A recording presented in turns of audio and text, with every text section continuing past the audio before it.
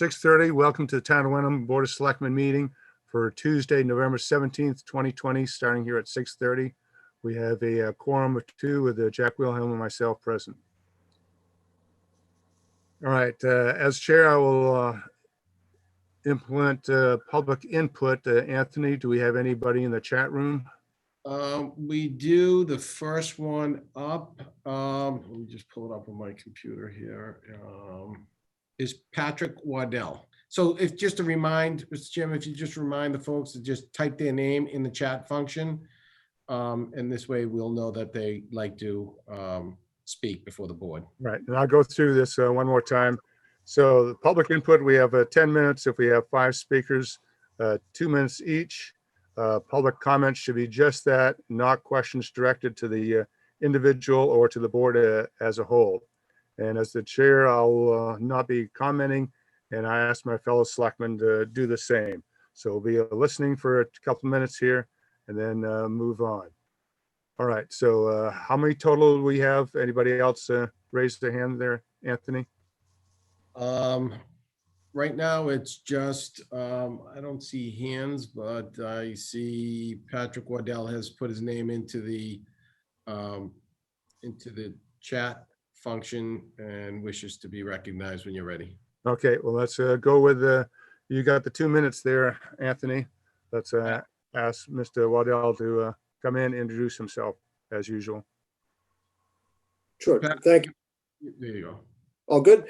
Patrick Waddell, 5 Great Pond Road. There are 2 points here. One, the loose leaf collection. Just wanted to let you know, I believe the tax that I paid to have the leaves pick up was about $40. I think it's about $40 per household. And it's going to cost me $100 this year. And I don't feel that that's outrageous. I feel that it's more equitable to the people that don't have trees. So I'm more than happy with paying it for myself. 2, the 3 to 5 is on the agenda tonight. As the person that presented that to town meeting, I would ask respectfully that I be allowed to address the Board of Selectmen when that article comes up and discuss, what our next steps could and should be. Anything else, Patrick? No, that's it. Very well.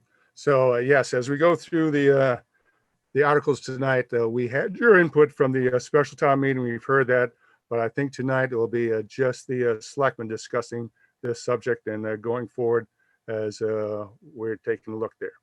All right, thank you. Anthony, anybody else in the chat room? Mr. Chairman, I do not see anybody else that would like to be recognized. All right, then if that's the case, let's move on because we have quite a full agenda tonight. And I'll read through the announcements. Okay, first one, Wreaths Across America, Saturday, December 19th at noon. The town will once again lay wreaths on all our veterans' graves simultaneously with participants at Arlington National Cemetery and communities across the nation. You can help ensure that all veterans' graves are recognized by sponsoring a wreath for $15 each. Participation deadline, either November 30th to pay by check in the treasurer's office, town hall, or December 7th online. And you can visit wenham.gov/wreaths for more information or email veterans@wenhamma.gov with questions. And I might add in there too that most people might not know this, but Bill Wilson has done extensive research tracking down all the veterans' graves in the cemetery. And it's quite amazing that we have over 500 identified graves going all the way back to the French and Indian Wars before the country is even founded. All right, so please donate as you can, please. All right, so a very important deadline coming up here, the Hamilton Wenham Regional School Committee opening. The Hamilton Regional School Committee and the Board of Selectmen are seeking a Wenham resident to fill a recently vacated position on the school committee through the next town election in May of 2021. So you're just volunteering for a few months here to start with. Interested Wenham residents should submit a resume and letter of intent by 4 p.m. Monday, November 23rd to Superintendent Mary Beth Banios by email via her assistant Janelle at j.carleo jcarlio@hamiltonwenhamschools.net. That's jcarlio@hamiltonschools.net, or by mail to the Hamilton Wenham Regional School District, Central Office, 5 School Street. So that deadline's approaching fast. That's next Monday at 4 p.m. I'd like to see some people stepping up for a very important position on the school committee. All right, as we already heard a bit, the bag leaf collection starts this Saturday, November 21st, and it will occur again on December 5th. So the 2 rounds, please contact DPW with any questions at 978-468-5520, extension 6. So once again, the rules: leaves must be placed in their brown paper lawn or leaf bags or loosened barrels for the pickup. Bags or barrels must be at the curb by 7 a.m. on those Saturday mornings for pickup. Do not use plastic bags for any purpose there. Do not mix brush or sticks in with the leaves, and the loose leaves on the curb without being contained in a paper bag or barrel will not be collected. So please get your leaves under control, and you have 2 Saturdays to have them picked up by the town. All right. Jack, you have any other announcements to add in there? I don't think so. Thank you. All right. So Anthony, town administrator report. A couple things, Mr. Chairman. Chief Perkins would like to remind the residents that overnight parking ban has officially started on November 15th and will run through March 31st from midnight to 6 a.m. Vehicles left in the roadway may be ticketed and towed if not removed. So he would certainly appreciate the help from our residents. The second one, I just want to stress, as the holiday, and I put a press release out this past week, as the holiday season approaches and there's gatherings, please be mindful of COVID-19 is still with us. Adhere to masking up when in public and social distancing. I know it's a difficult time and we'll all get through it. But we really would like our residents to remain vigilant during these times, especially when the numbers are increasing. So to view more holiday safety tips, you can visit the CDC's COVID-19 holiday celebration page, and that can be found at cdc.gov/coronavirus. And that's it, Mr. Chairman. All right. The consent. All right. So no current meeting minutes for the consent agenda. And Gary, can I stop you? yes, go ahead, Jack. Do we have a backlog in the meeting minutes? Because we had a couple of executive sessions, and I'm very curious as to exactly what the minutes recall of what we said of those executive sessions. Yes. So because they have to be transcribed, there is a backlog, and I'm hopeful that the full backlog should be cleared out this weekend. And so, all right. So it's taking the transcriptions are taking quite a bit of time, but we want to be accurate on that. All right. All right. So Anthony, do we have the water commissioners up yet? Let's see if they're here. Jackie, help on that? I don't see them yet. We're looking for Diane Dixon, Mark Cliphart, and Ernest Ashley. And I think their meeting was posted for 7, so we might be running faster than they are planning. All right. They come on, I think it's my agenda item when they come on. It's the only agenda item I have all night long. So that make sure you transfer it to me. Right. All right. So why don't we jump ahead? Jack, you want to take the discussion approval on the fire chief and police chief contracts as well? I'll let Anthony do that. All right. Sure. Thank you, Jack, Mr. Chairman. There's 2 contracts that I've been working with both Chief Kavanaugh and actually it's Deputy Chief DiNapoli.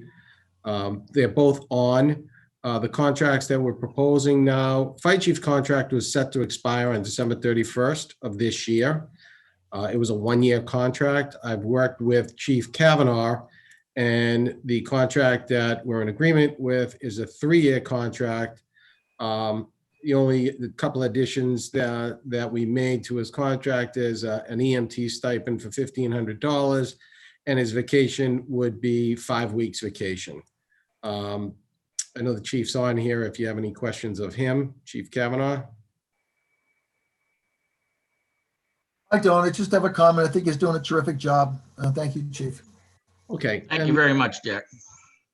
All right, and the second issue we have is the police chief. So as you recall from our last meeting, Chief Perkins announced his retirement effective May 1st.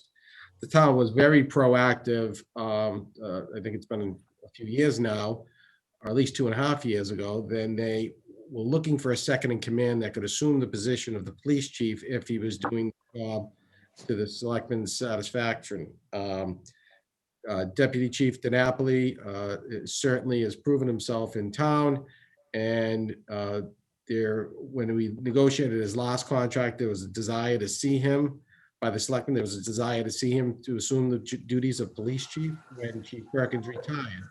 So I've worked with Deputy Chief DiNapoli, and we have a 3-year contract proposal.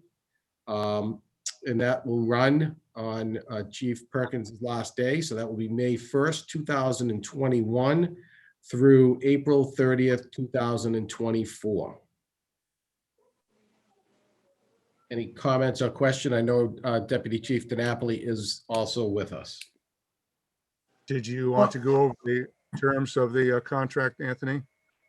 I don't have a slide to that, but it's basically Chief Perkins's contract. It's Chief Perkins was making more money. He was here longer, so Deputy Chief DiNapoli would start at 135. He would 3-year contract. He also would have 5 weeks vacation. All the stipends that Chief Perkins was getting would be continued on to Chief DiNapoli. Very good. So, Jack, do you have any other comments? No, I think we have an excellent number 2 is going to be number 1 on May 1st. God willing, with the police chief lasting to May 1st. And that I've been very impressed with his character and conduct and in acting as deputy police chief. I think we got a real winner here, and I'm pleased to endorse this contract. I'm 100% in agreement. So let's make the motion here. There's 2 First- separate motions. right. Yeah, Yep. one- Okay. So first for the fire chief, move that the Board of Selectmen agree to the terms and conditions as set forth in the contract for Fire Chief Stephen Kavanaugh, effective January 1st, 2021 through December 31st, 2023, and appoint Chief Kavanaugh as Wenham's Fire Chief effective January 1st, 2021 through December 31st, 2023. Do I have a second? I'll second that. And the vote, Gary, aye. Jack? Aye. All right, so that passes. Congratulations, Chief Kavanaugh. Thank you very much. Quiet that dog there, chief. All right.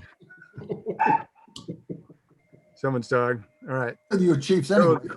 the second one for the police chief, move that the Board of Selectmen agree to the terms and conditions as set forth in the contract for Police Chief Kevin DiNapoli, effective May 1st, 2021 through April 30th, 2024, and appoint Deputy Chief DiNapoli as Wenham's Police Chief effective May 1st, 2021 through April 30th, 2024. Do I hear a second? I'll second that enthusiastically. All right, and the vote, Jack? Aye. Gary, aye. So that passes, and congratulations, soon to be Chief DiNapoli. Are you on? Yes. I am.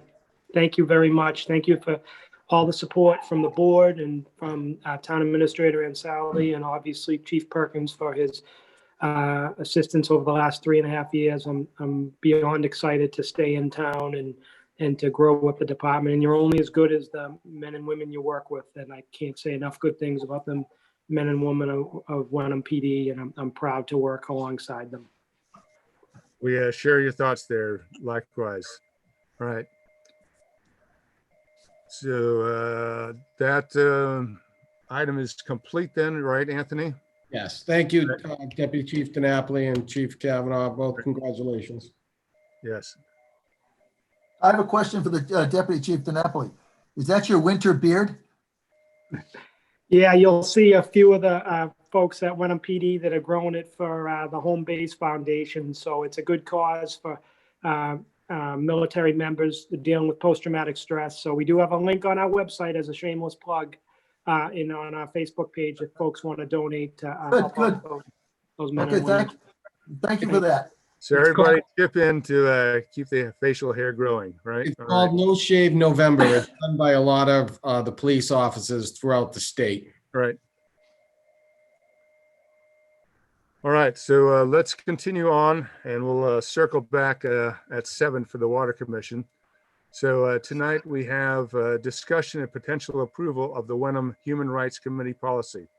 So as you recall back in the summer, there are several events across the country that highlighted the fact that even though America aspires to high ideals, that sometimes we have come up short.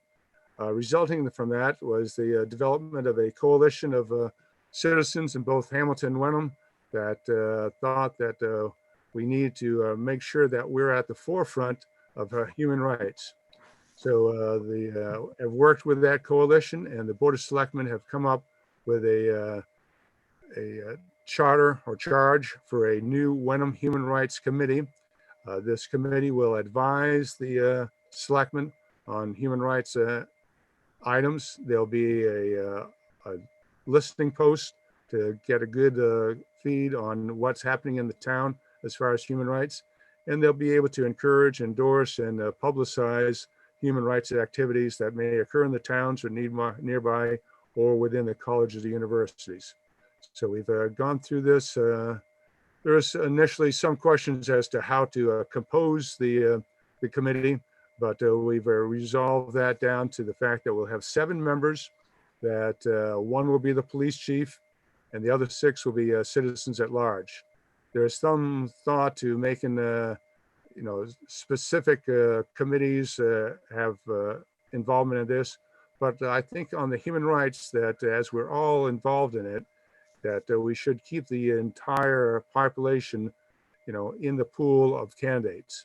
So the policy is, or the charter is set to go. And I think at this point, I'll make a motion if we have that, Anthony.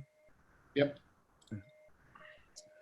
All right, so I move that the Board of Selectmen authorize the creation of the Wenham Human Rights Committee with a purpose, composition, terms, and duties outlined in the charge of the committee. Do I hear a second? I'll second that, Gary. All right, and the vote. Gary says aye. Jack? Aye. All right, so we now have a Wenham Human Rights Committee that I think will be very beneficial going forward. But the next job is to populate that. So let's get together as citizens, put your volunteer statements in.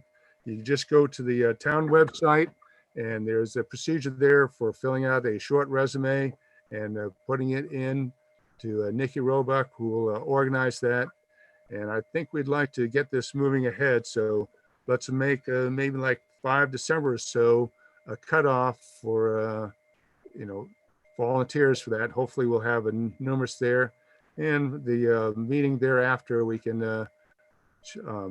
finalize the names for those on the committee and start moving forward.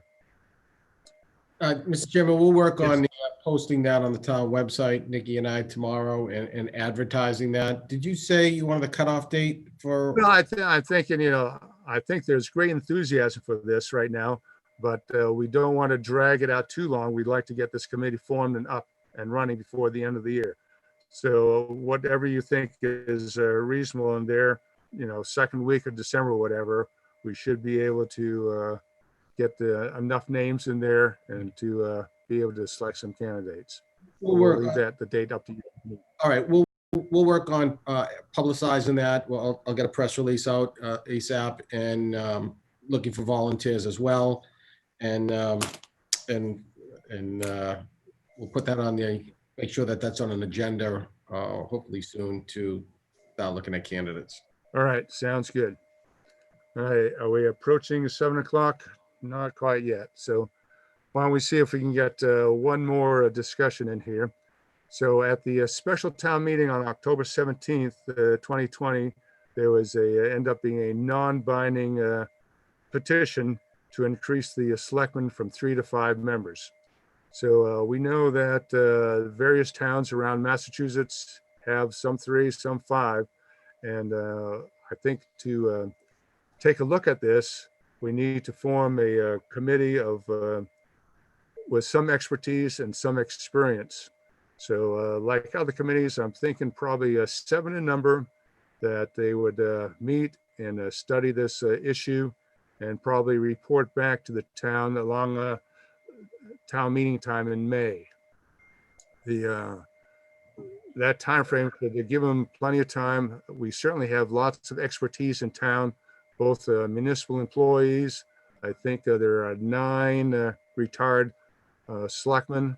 We certainly have moderators and previous town administrators that we could get input from as well. So Jack, I'd like to turn it over to you and see if you think a town government committee would be a reasonable method to really take a deep look at what we want to do here. Yes, I have a couple of thoughts on this, and that obviously Patrick Waddell and his followers overwhelmingly voted for 5 selectmen versus 3.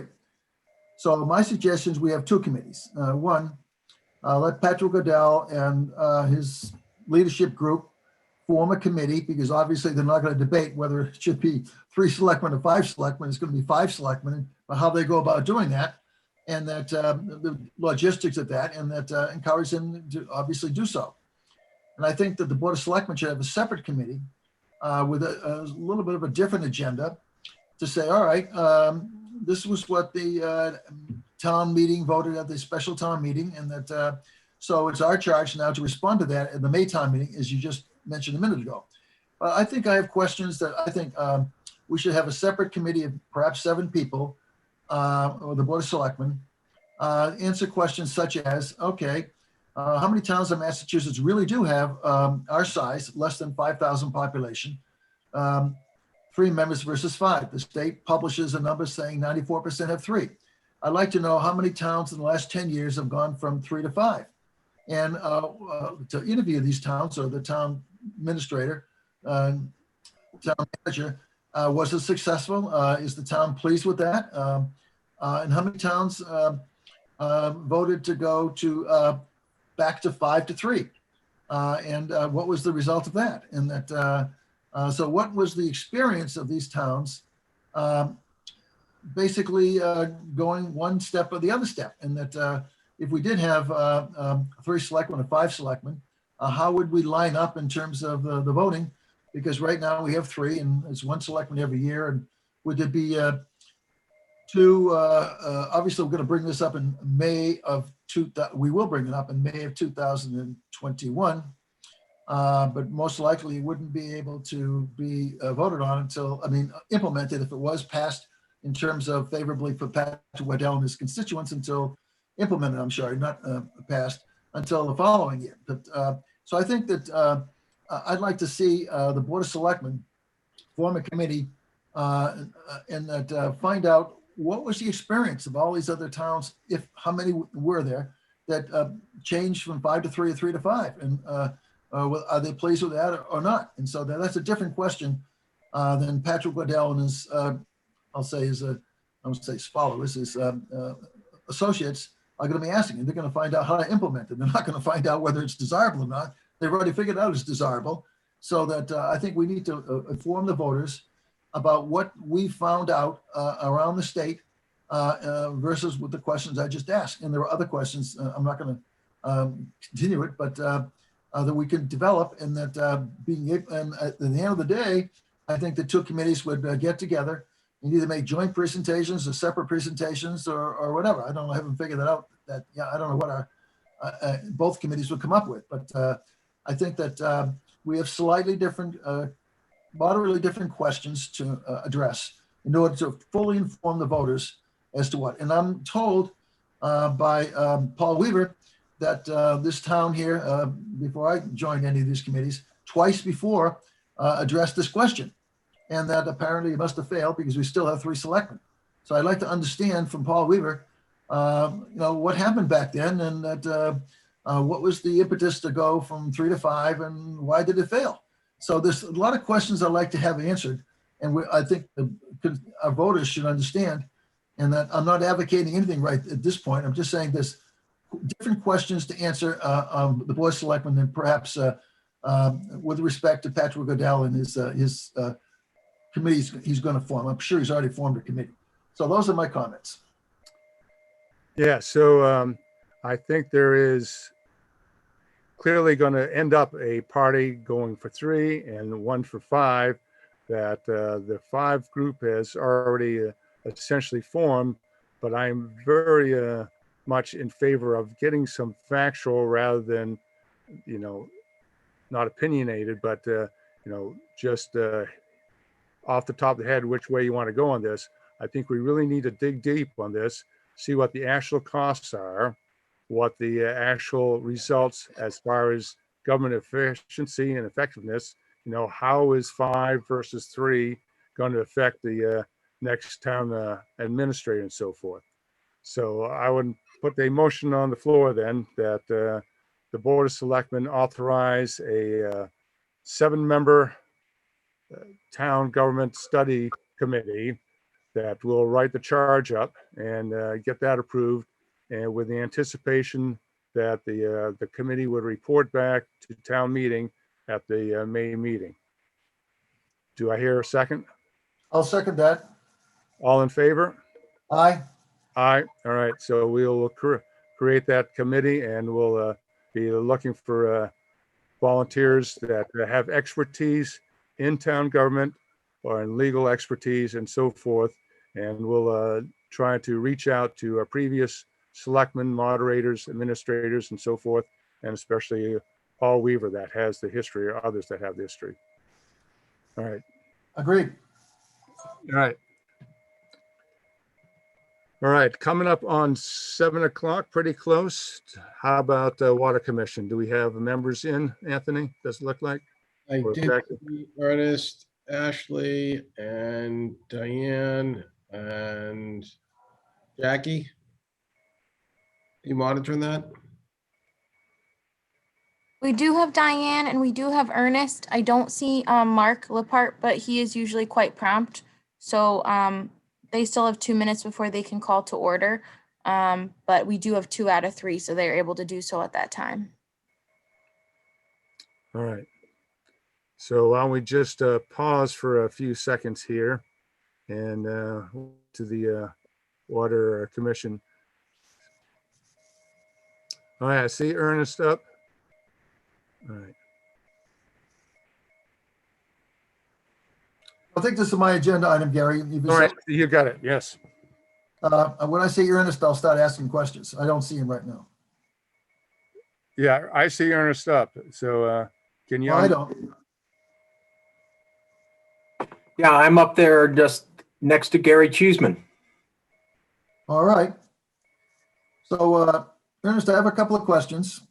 Jack Wilhelm here, and that I got the notice. I missed them. Sorry. All right. Sorry, I was gonna call up the chart for you, Jack. and you need it. Okay, I think I've got it memorized, but sorry. Before we start, 1 second, Jack. Anthony, do we need to have the commissioners call themselves into a meeting? Sure. This Probably was, so. yeah. Ernest, you wanna? I see Diane. I'm just looking to see if Mark is present. Mark Lippard, if you are present, because you talked about getting on at 1:15. Mark's not on yet, Ernest. I'm sorry for the loud sound, but Mark's not on yet. I'll let you know when he's admitted. Yeah, well, that's fine. With Diane and myself, we have a quorum of the Water Commissioner and Commission, and so I will call the joint session of the Water Commission and Board of Selectmen to be in order. All right. Back to you, Jack. Thank you. I have 2 questions for you, Ernest. I received the notice from the Water Commission that our basic rates are going up 38.5%, which I was kind of shocked. So I have 2-part questions. One, why they're going up 38.5%? And secondly, I think there's 5 tiers, and there's a basic tier, and there's a 2nd tier, 3rd tier, 4th tier, 5th tier. And the other tiers are basically for people who use more than, I believe it's 5,000 gallons or whatever it is. Yeah, more than 5,000 gallons in a period, whether it's a year or not. but the other rates remain the same. In that, so I was curious as to why you chose to increase the rates just for the 0 to 5,000 gallon group, as opposed to those 5 to 15, 15 to 25, 25 to 75, and over 75. Particularly since I think my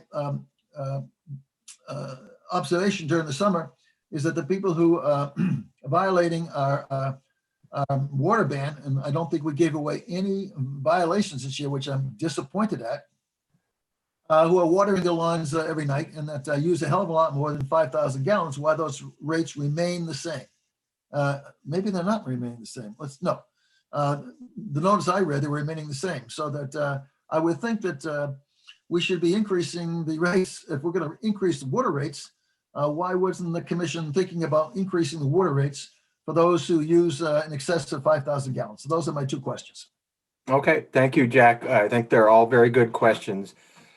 Just as a preamble, the Water Commission had not raised rates for approximately 10 years, and we were still functioning within the revenue stream that we had.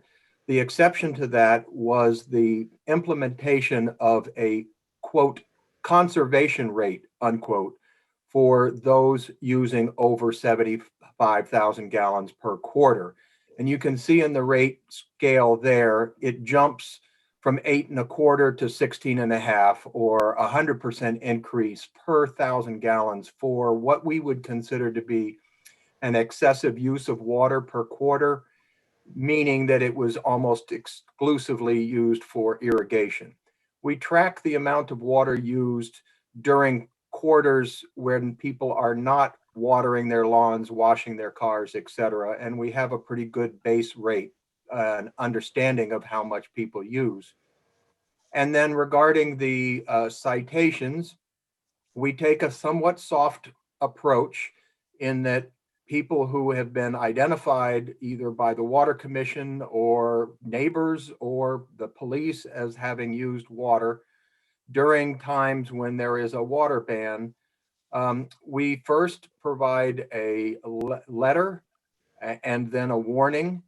And then in most cases, we have some compliance, and we have not issued the actual tickets that we have that are available for our use and go up from a $50 warning to a $100 per occurrence event. So that is kind of a preamble on our water use and the rates that we have had over the last 10 years. And then to finalize it, we were asked in this fiscal year for the water department to contribute to the overall operations of the town, commensurate with our use of town services, including the finance department, the town administrator, and other things. We had several meetings and went back and forth about how much the water department would, should, or could contribute to that. And that amount was set at about $100,000, which for a budget that was running at just over $400,000 a year was a 25% increase. And so the combination of that meant that we basically needed to identify a rate structure that would allow us to have a consistent additional income of that $100,000 for our annual budgets. And by consistent, I meant it needed to be part of the base rate and part of the initial rate going forward. We looked at the possibilities of increasing every single tier, but with the combination of a base rate increase and the low rate increase, it amounts to approximately $50 a year on the base rate increase, and then some additional for the 5,000 to 15,000 gallon rate. So we looked at many options and decided that that was probably the one that was the most sustainable and the lowest level of increase that would be distributed across the entire town. Thank you. I have two additional questions. I guess I must have misread the notice that came out, but the 5,000 gallon to 15,000 gallon, the old rate and the new rate, went from 240 to 390 in the schedule I'm looking at. I thought I remembered it staying the same. Did you change that? Yes, so the From the notice that went out to Wenhamites like myself, I thought the rate stayed the same between 5,000 and 15,000 gallons. No, I'm sorry if that was the impression. So the base rate went from 32. Not the base rate, the to 5,000 to 15,000 gallons. I thought it remained the same. And this, I'm looking at the slide right now, it says That's correct. 240 to 390. That's right. It went to 390. Was that the same a rate that you published about a week ago? Yes. Okay. About the second question, but no, I'll think about it in a second. Oh, yes, one last question. Generally speaking, how do our water rates compare to surrounding towns? Well, they are generally quite low for several reasons. The water supply that we have requires very minimal treatment. We provide the fluoridation and the chlorine and the chemical that prevents leaching of lead and copper from the existing pipes. But we do not have other treatment necessities. And then because Wenham is on 100% septic, we also don't have sewer fees associated with it. So in general, our fees are lower than most all of the towns around us. Thank you, Ashley. I know it's a tough job and I appreciate the comments and the information. Okay. Thank you. Let me ask one additional question. With these rates imposed, will that allow you to add anything to the capital reserve fund? Because certainly we know the decades ahead, we may have some major expenses given the age of the system. Yes, thank you for that question. I think one of the considerations in going forward with a rate increase was that we have a reserve fund and a capital fund that we have been putting some money into. If there was a wholesale failure of the system, which we do not expect because our system is quite sound, and I think Eric has been doing a very good job of maintaining it. But if we needed to have a treatment system because of a change in regulations or other things, that would require us to go back to the town for a bonded increase, in a capital expenditure. But if we were to try and kind of skimp along without this amount of a raise, we would not be able to continue those contributions to a contingency. Gary, I have one last question, if I may. Gary, I have one more comment. Go, Jack. Yep. Ernest, I want to offer you an apology. I've used your last name twice. I'm sorry. I know it's Ernest Ashley, and I'm sorry to use your last name in the last couple of questions. So I apologize for that. I'm sorry. Not a problem. So Ernest, anything else to add, or Diane, want to add anything in? No, Ernest explained everything very well. I did see a texted question though regarding water conservation, and yes, our rates may, by adding some $1.50 to the 5,000 to 15,000 gallons, may encourage some additional conservation. It was really our over $75,000 gallon conservation rate that really does put the burden on people using the water for irrigation during the summer. So that is where we need to focus our water conservation efforts, because we have sufficient water to be able to meet the town's needs, but we will exceed our allotted withdrawal rate if we do not conserve water during the summer when people would like to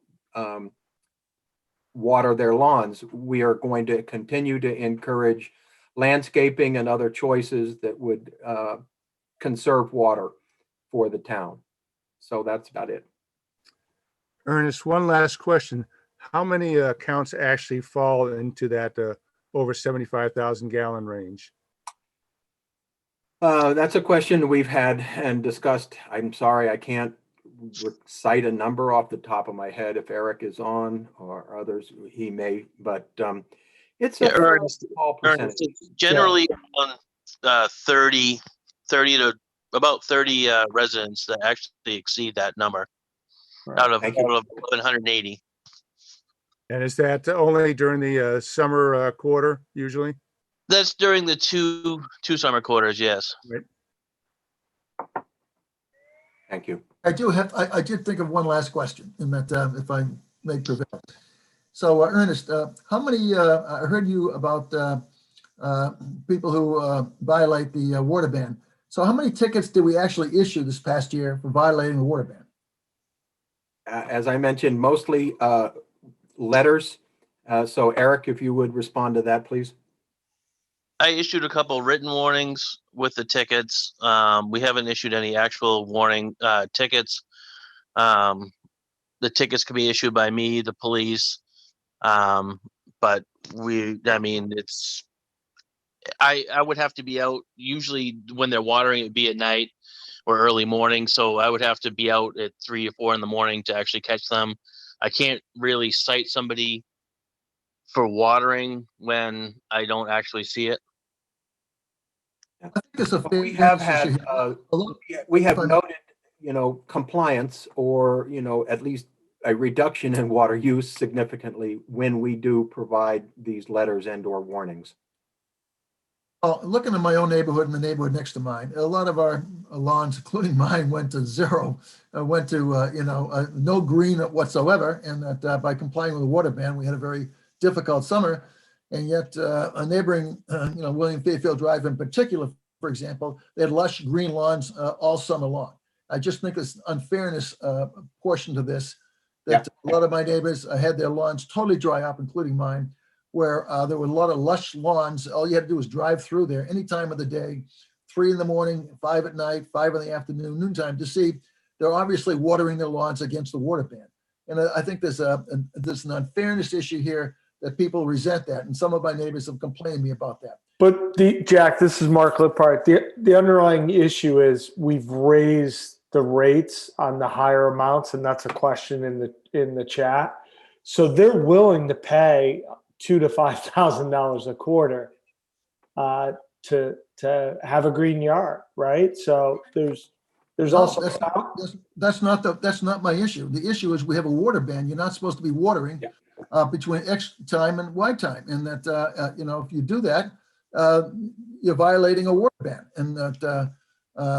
Right, but I think what Ernest said, as soon as Eric started issuing warnings, we saw a drastic decrease, and it's just public education at that point, right? I agree with you. There's a watering ban, but we also need to pay bills, right? Well, I think where I hear Jack is that he would probably encourage us to be more aggressive in providing these warnings and maybe those few tickets that it would require to get a little bit more consistent compliance with this water ban. Thank you, Ernest. Very well said. It's just a fairness issue. It's money is not the issue. It's a fairness issue. It's fairness issue. Okay. Well, thank you for the opportunity to discuss the water rates. All right. Thank you, Ernest. Thank you, Ernest. Okay. And thanks, Mark, Diane, and Eric. Yes. You're welcome. Ernest, you can, if you're done, Mr. Chairman, Ernest could adjourn his meeting. Yes. Very good. Okay, thank you, and the Water Commission, and I believe we have a meeting tomorrow morning. So thank you, Water Commissioners, and we will adjourn this joint session. Thank you. Thanks. All right.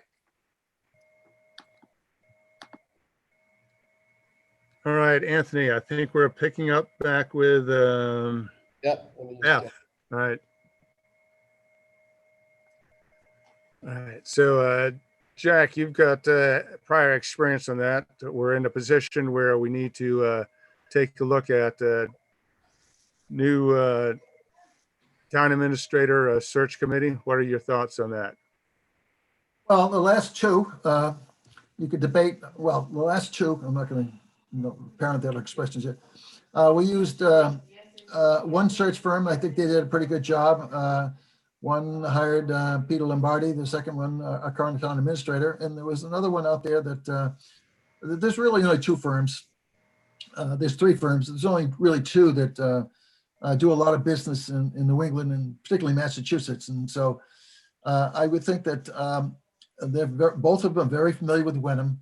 And I'd like to see us get a request for proposals out to both firms, if we haven't done so already, to submit a proposal. I think they have actually, in that, and I think we should interview, I guess by Zoom, and that both firms, and to ask questions about, okay, how do they see the searching for Anthony's successor, and that why do they have any particular expertise compared to another firm? They don't have to mention the firm, but we don't have to cast a wide net here. There's only a couple of firms that are really qualified to do this. Right. Prostate. I think we had quite a bit of information in the packet. Anthony? Yeah, if I may, Mr. Chairman, thank you. And thanks, Jack. That's a good segue. So what I did is I did request quotes from the three that Jack mentioned. One of them being Community Paradigm Associates, another being the Edward Collins Center for Public Management, and the third being, as Jack said, MRI Consultants, who did the last two searches for in Wenham. So with that, I only got back two responses for those quotes. So in your packages, one from Community Paradigm, their scope of services, all inclusive, is $99.80.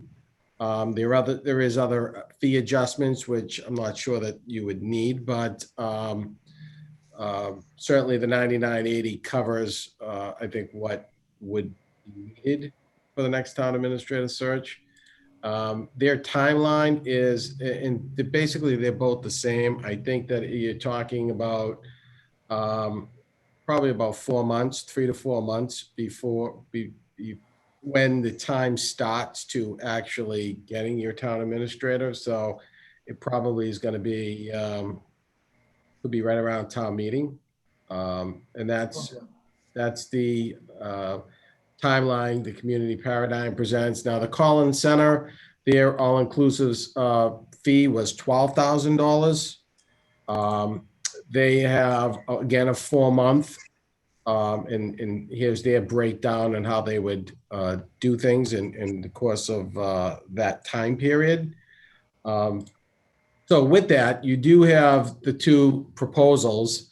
They are quotes. You could decide this evening on the low bidder, which would be Community Paradigm. I know with Community Paradigm, when I spoke with him, and I spoke with all three search firms, he did indicate that John Petrin, who was the interim before me, would run where he knows the town, could help run that search process. The board may or may not see a benefit to that with John's familiarity with the town.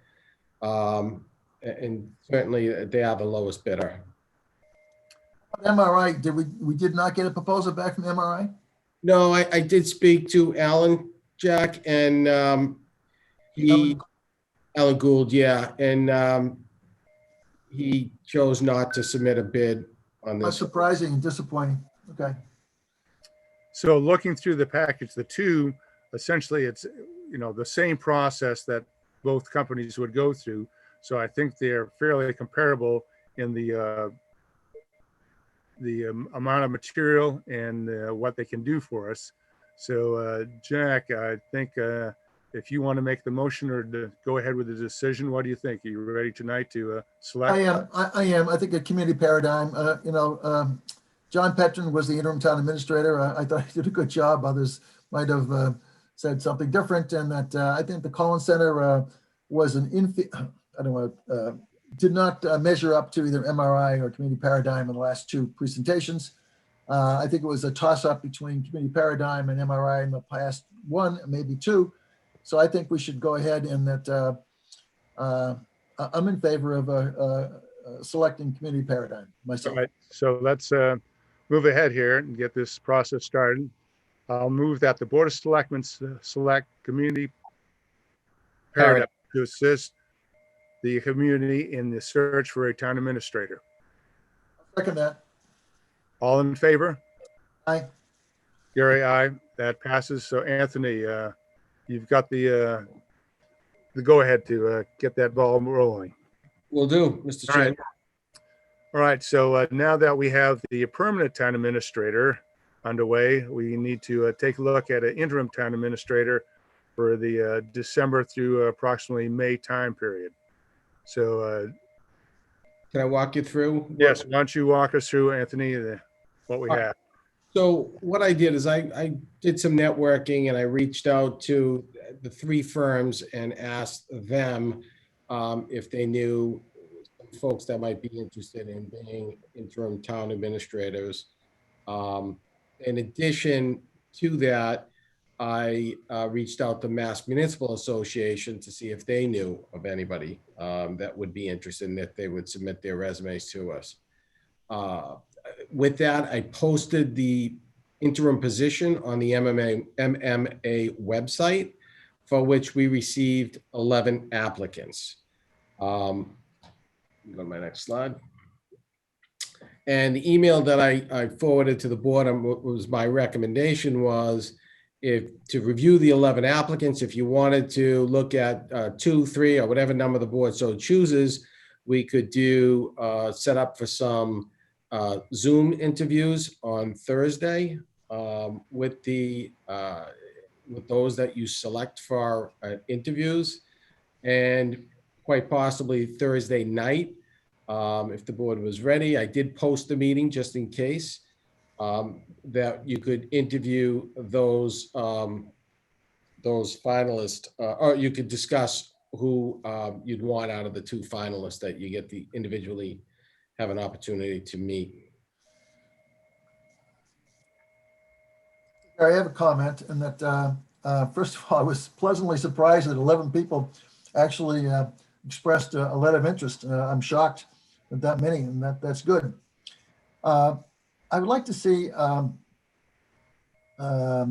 perhaps 4 finalists. I know there's perhaps one more than people were thinking of, 2 more, but I know only one of the finalists that I thought, and Anthony thought as well, qualified. I'd like to see us interview at least 2 people who think they might be qualified or to be the permanent town administrator. So if we happen to choose somebody on an interim basis that wanted the job full-time, we have 2 or 3 months to basically evaluate this person and determine whether or not we'd like this person to be permanently. And that would save a lot of time on the recruitment process. Beyond that, I think we have a lot of strong candidates, some of which we know from past experience, Steve Delaney particularly. I think that I'd like to see 2 of the, ordinarily I only select 3, but I'd like to see 2 of the finalists be eligible, at least partially eligible, to be selected by us as the permanent TA. That's just a thought. Might be ambitious, maybe it can't be achieved, but that's my thought. If I could add to that, Mr. Chairman. Yes, go, Anthony. So just keep in mind, when we post for an interim, you're not necessarily attracting those that would be interested in the job permanently. So I think that when you eventually go out, you'll see an even stronger candidate pool. Also, something else to consider is if somebody is selected, I posed 3 questions to all of the applicants, and the I saw the 3 questions. I thought they were excellent, by the way, and I applaud you for doing that. Thank you, Jack. So one of the things is would they be available Thursday? Would they be available to start November 30th? And do they have any intention of applying for the permanent position? And the reason why I really asked the 3rd question too is because it's going to be important that if there is somebody that's selected that would be, that is interested in the permanent position, that's certainly going to affect your recruitment with the search firm. If somebody thinks that somebody is in here that's going to get the job, then you're gonna get a lesser talent pool, and you're gonna spend a lot of money. So it's just something that I want to throw to the board to consider that. You are gonna go with a search firm as you made the decision, the previous agenda item. So it's just another thing for you to consider going forward, that it certainly will water down any potential additional candidates. I'm not insisting, but I just said it was desirable, that's all. Yeah, no, I understand. I just wanted to point that out too. And I understand from you earlier today that several of the people who might be interested in the pyramid position are in the western part of the state, and we wouldn't want to hire them because they're not going to commute 75 miles to come to Wenham. Right. So that too. I'm just saying, if we can fit at least one or two people in there to at least possibly, anyway, it's aspirational, but it'd be nice to have. Anyway, I'm down to 2 or 3 if that's not the case. All right. Then you have your 2 or 3 names in mind then, Jack? No, I'm still thinking about it. No, I don't. But Anthony gave me 3 names, and once you give me the 3 names you thought, Anthony, you thought were best qualified, and one of them was Steve Delaney. I know him very well. Previously the town, but for those who don't remember, he was the town administrator here maybe 25 years ago. Yeah. So there's a bunch of, all the candidates are great candidates, as you said, Jack. I just pointed out 3 that have prior municipal experience. That being, obviously, like you said, Steve Delaney being one. And Steve Delaney offers to the town. He was the human resources. I think his last full-time job was director of human resources for the town of Danvers. So he offers that personnel strength right now. Now, second person I mentioned was Nina Nazarian. Nina Nazarian is strong in public works. She started her career in the public works field. She's an engineer. And especially right now with the town having or really needing to look at the public works, how it's functioning now and the replacement, and that's a later agenda item.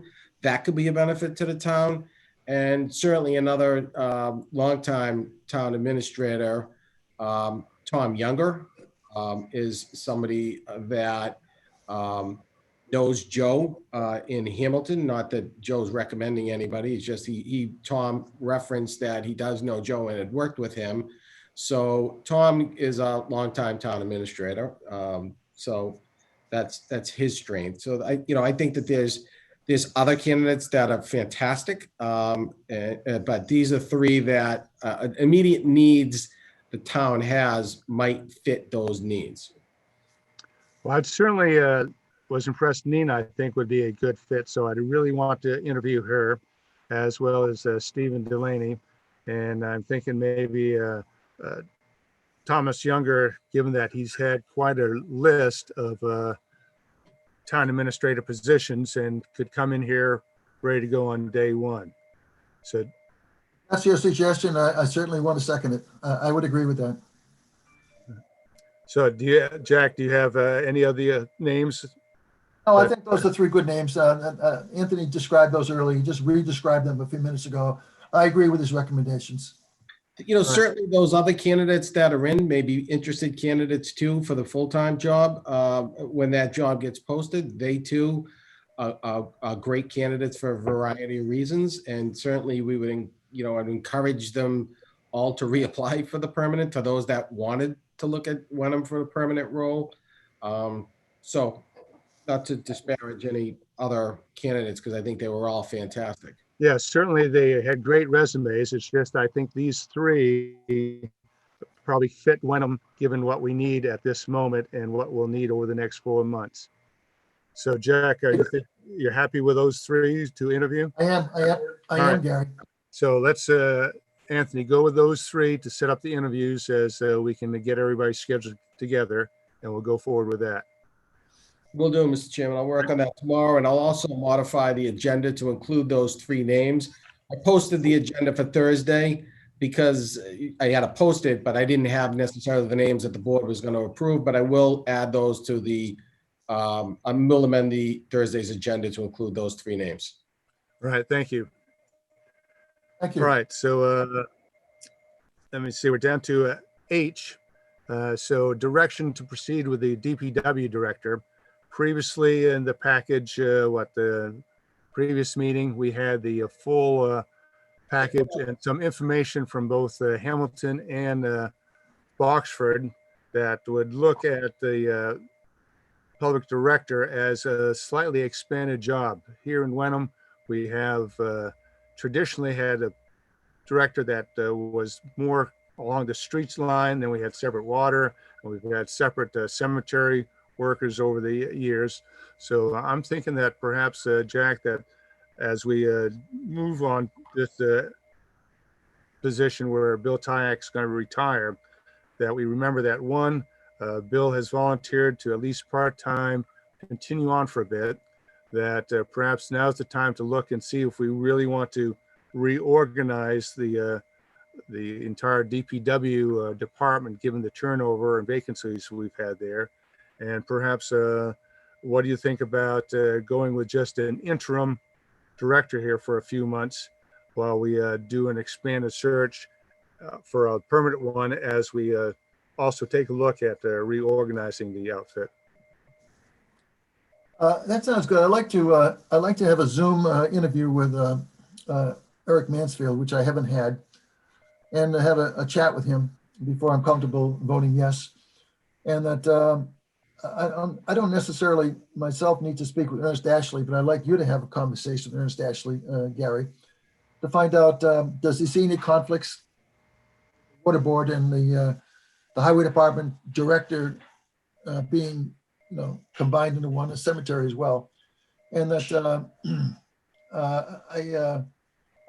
Eric's been around for several years. I just don't know him well. And that Bill Tyke, everyone seems to know him well. So I'd like to have a Zoom, arrange for a Zoom conference call with him so I can ask him several questions before I'm willing to, eager to, the concept, I like the concept of, I just want to know, and I like the idea of having an interim person.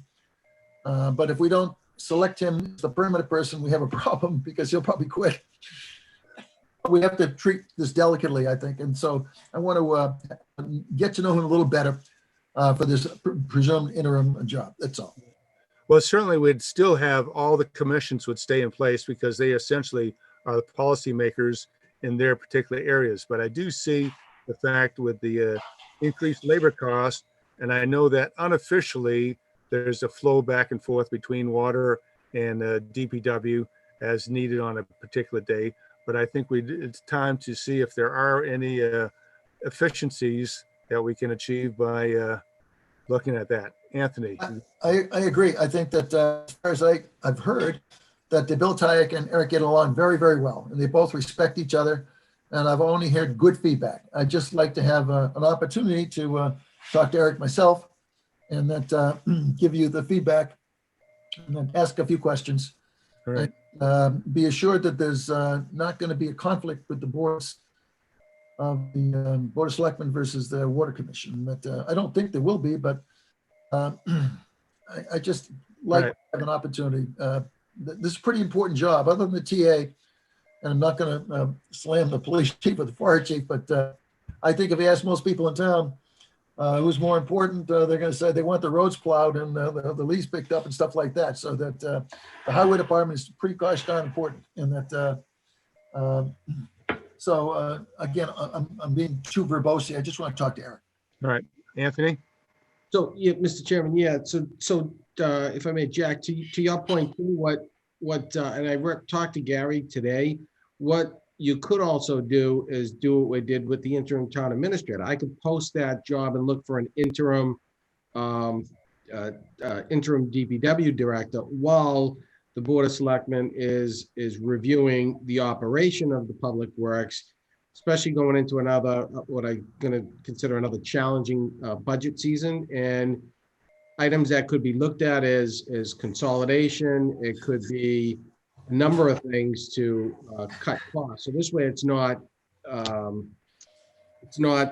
making any definite plan, but at least you could have somebody in there on the interim basis. And Bill has, and I spoke with Bill, And Bill would be willing to, and I think he referenced it in his letter to the board, that he would be willing to stay on as far as picking up and helping during that transition too. So between an interim who normally does about 3 days a week and Bill Tyak, you could carry forward through this winter season.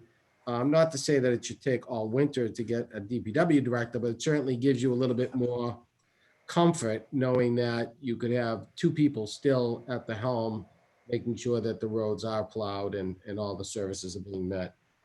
All that sounds, just need to have a conversation with Eric Mansfield. And you know that from the grapevine, the Bill Tyak is high on Eric Mansfield taking over, vice versa. I just need to have a conversation with Eric to get more comfortable in his idea of what it means to be the combined, even if it's the interim person, that's all. All right. So Anthony, why don't we set up that Zoom call between Eric and Jack and move forward after that. How's that sound? Sure. All right. Fine. All right. So I think that brings us through all the agenda items for tonight. So a fairly lengthy meeting, but I think we got quite a bit done, and certainly want to thank Anthony and his staff people that we know that with many changeovers, hiring contracts and so forth, that they've been doing overtime, and like to extend my thanks, and I think the board's thanks to all our employees in the town hall. Jack, anything else? Nope, well said. All right. All right. So then I'll hear a motion to adjourn. My favorite motion. All right. And I will second Move it. to adjourn, if I haven't said. Right. And here's the vote. Jack Aye. and Gary, aye. So I close the 17 November 2020 Board of Selectmen meeting. Thank you very much for everyone for attending.